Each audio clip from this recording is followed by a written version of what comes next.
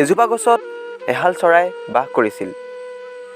কিছুদিনৰ পাছত চৰাইহালৰ দুটা পোৱালিৰ জন্ম হ'ল আৰু সেই পোৱালিকেইটাৰ লগত লৈ চৰাইকেইটাই বহুত সুখেৰে দিন পাৰ কৰিছিল।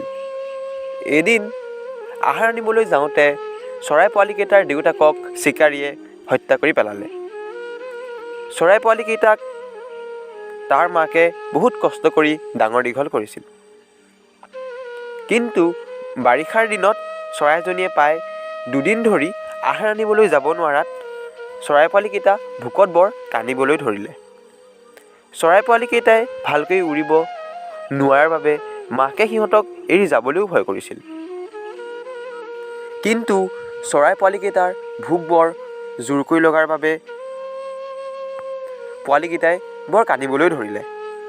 ইফালে ধাৰাসাৰ বৰষুণৰ বাবে মাক ভালকৈ উৰিবও নোৱাৰা হৈ পৰিছিল।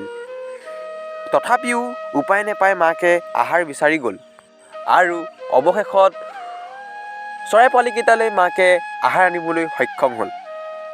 আহাৰ খাই চৰাই পোৱালিকেইটাৰ ভোক ঠাণ্ডা হৈ গ'ল। ভোক ঠাণ্ডা হোৱাত সিহঁতে আকৌ খেলিবলৈ ধৰিলে।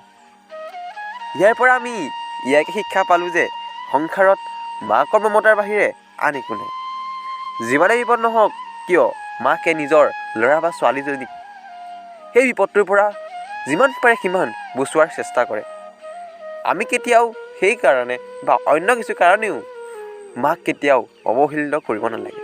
ধন্যবাদ। যদি ভিডিঅ'টো চাই আপোনালোকে ভাল পাইছে প্লিজ লাইক এণ্ড ছাবস্ক্ৰাইব আৰু লগতে বেল আইকনটো দবাই দিব।